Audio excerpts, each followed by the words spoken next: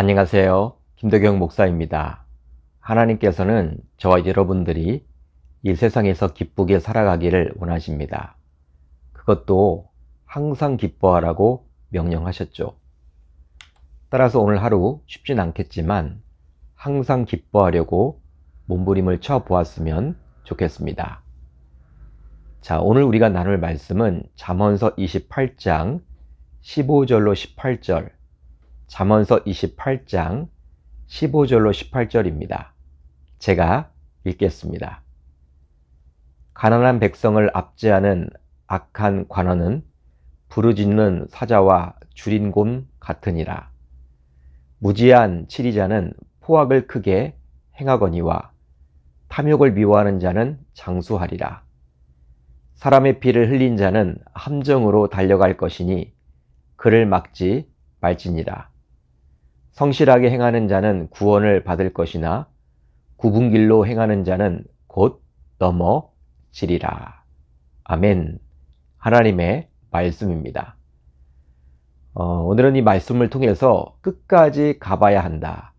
끝까지 가봐야 한다. 이런 제목으로 은혜를 나누겠습니다. 사람들이 드라마에 열광하는 이유가 있습니다. 바로 드라마에는 반전이 있기 때문이죠.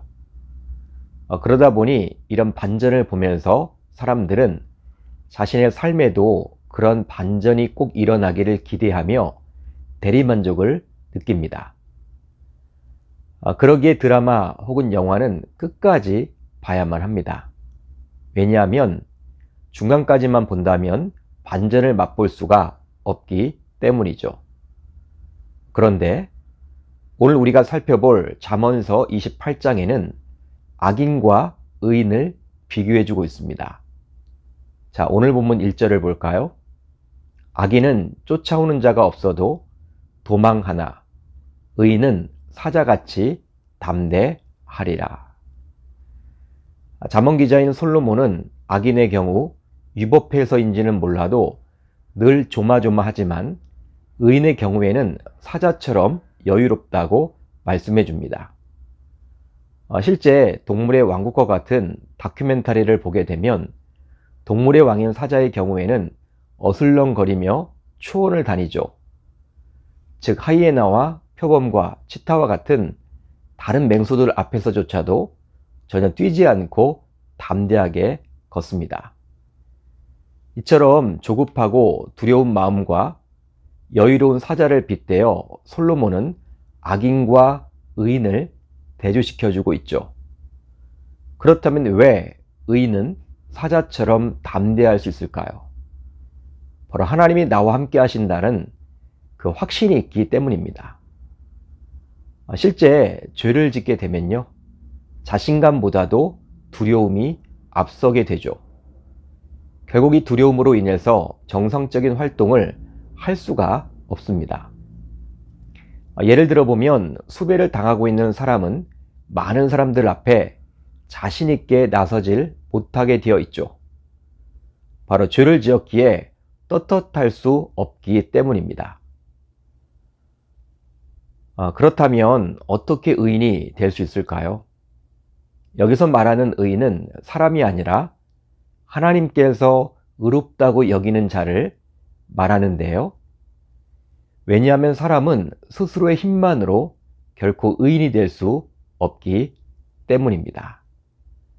기록된 바 의인은 없나니 하나도 없으며, 따라서 인간 스스로는 의인이 될 수 없습니다. 의인이 될 수가 없다라고 바울은 이야기를 해주고 있죠. 그렇다면 어떻게 의인이 될 수 있을까요? 바로 의로움의 기준을 제시한 하나님의 말씀을 지키며 살아갈 때입니다. 하나님의 율법은 악을 악이라 하고 선을 선이라 하는데요. 그래서일까요? 잠언 기자인 솔로몬은 저와 여러분들에게 이렇게 말씀을 해주고 있죠. 율법을 버린 자는 악인을 칭찬하나 율법을 지키는 자는 악인을 대적하느니라. 그렇습니다. 하나님의 율법을 따르게 되면 분별력이 생깁니다. 바로 말씀은 밝게 비춰주는 빛이기 때문에 말씀을 붙들면 어둠이 사라지기 때문이죠. 그러기에 선악을 분별하고 더 나아가서 악과 싸울 힘이 생기게 되는 거예요. 그렇지만 우리가 살아가는 이 세상은 오히려 의인보다도 악인이 득세하고 성공하는 것처럼 보이기도 합니다. 실제 우리의 삶을 보게 되면 법을 온전히 지키며 세금을 정확하게 내는 사람보다도 불법과 편법을 오가며 세상의 관행에 따라 살아가는 사람들이 더 부유하게 살아가기도 하고 높은 자리에 올라가는 경우도 허다하죠. 그러다 보니 하나님을 믿는 신자들조차도 하나님의 말씀대로 살지 않고 오히려 세상 사람들을 쫓아서 살아가곤 합니다. 그러기에 신자임에도 불구하고 교회 안과 교회 밖의 삶이 다르고 또 신앙과 삶이 분리되어 살아가곤 하죠. 그러나 드라마와 영화처럼 악인의 길과 의인의 길에는 반드시 반전이 있습니다. 즉 악인의 길과 의인의 길, 즉 두 길에 있어서 과정과는 분명히 다른 결과가 있죠. 자, 이제 오늘 본문 15절을 볼까요? 가난한 백성을 압제하는 악한 관원은 부르짖는 사자와 줄인 곰 같으니라. 이 구절에 나온 사자나 곰은 아주 사납고 위험한 짐승들을 말하죠. 그런데 그런 사자와 곰이 가만히 있는 것도 아니고 부르짖고 배고파하고 있으니 얼마나 공격적이겠습니까? 그러기에 아무리 힘이 센 사람이나 혹은 가축이라 하더라도 그런 사자와 곰에게 잘못 걸렸다가는 살아남을 수가 없겠죠. 실제로 사자와 곰의 경우 단순히 굶주린 자신의 배우를 채우는데 최우선을 둘 겁니다. 즉 뭔가 생산적인 것에 우선을 두고 살아가지는 않겠죠.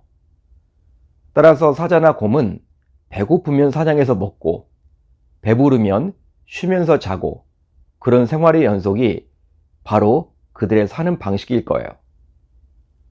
보통의 경우 관원은 가난한 백성, 즉 어떤 문제로 고난당하고 있는 백성에게 관심을 갖고 적극 도와주려고 할 겁니다. 물론 백성의 문제를 모두 해결할 수는 없지만 그렇다 하더라도 자신의 그 위치에서 어떻게 해서든지 도와주려고 노력을 기울여야만 하겠죠. 그게 바로 의로운 관원이라 할 수 있습니다. 그런데 가난한 백성을 압제하는 악한 관원의 경우 사자와 곰처럼 자신의 이익만을 위해서 살아가게 되어 있죠. 마찬가지로 오늘 말씀 16절을 볼까요? 무지한 치리자는 포악을 크게 행하거니와 탐욕을 미워하는 자는 장수하리라.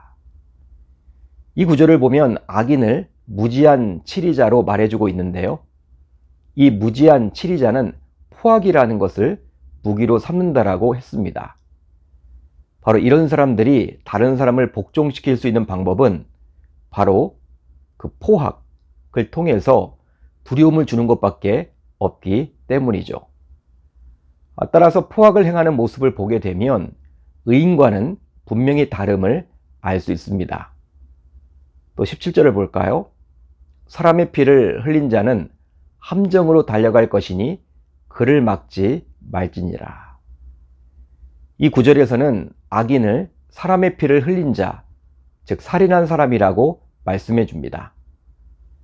실제로 아무리 경쟁이 심하더라도 분명히 넘지 말아야 할 선이 있는데 바로 상대로 하여금 피를 흘리도록 해서는 아니 되겠죠. 이렇게 하면 아무리 명분이 있다 하더라도 이것은 의인이라고 말할 수 없습니다. 즉 악인인 것이죠. 그렇습니다. 방금까지 살펴보았던 15절에서 17절까지를 보면 악인은 의인과는 달리 악한 짓을 일삼곤 합니다. 즉 삶의 여정 속에서 악한 짓을 일삼기에 어쩌면 의인보다도 잘 먹고 잘 살 수 있다 할 수 있겠죠. 그러나 과정은 그렇더라도 삶의 끝은 분명히 다릅니다. 바로 18절을 보면 알 수 있는데요. 성실하게 행하는 자는 구원을 받을 것이나 굽은 길로 행하는 자는 곧 넘어지리라. 아멘. 굽은 길로 행하는 자, 곧 악인은 종국에는 넘어진다라고 잠언 기자는 말씀해 줍니다. 한마디로 몰락의 길을 걷게 된다라는 것이죠. 따라서 현재 악인이 의인보다 훨씬 잘 나가는 것처럼 보이고 다소 앞서 나간다 하더라도 끝까지 가봐야만 합니다. 바로 잠언 기자인 솔로몬의 고백과 같이 의인은 구원을 받고 악인은 몰락의 길로 떨어지기 때문이죠. 그러게 신자인 우리들은 다소 빠르다고 해서 악인의 길을 따라서는 결코 아니 될 줄 믿습니다. 왜냐하면 그 길은 몰락의 길, 멸망의 길이기 때문이죠. 따라서 이제부터 우리들 모두 악인의 길이 아니라 의인의 길을 가겠다라고 다짐하고 결단할 수 있기를 우리 주님의 이름으로 축원합니다. 축원합니다.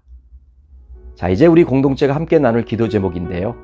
우선 빠르다에서 악인의 길을 따르지 말고 다소 더디더라도 의인의 길을 따르게 하소서. 다음으로 올 하루도 우리 주님께서 부어주시는 참 평안 속에서 삶을 살아가게 하소서. 올 하루도 말씀을 붙잡고 기도하는 가운데 주님의 음성을 세밀하게 듣고 나아갈 수 있기를 바랍니다.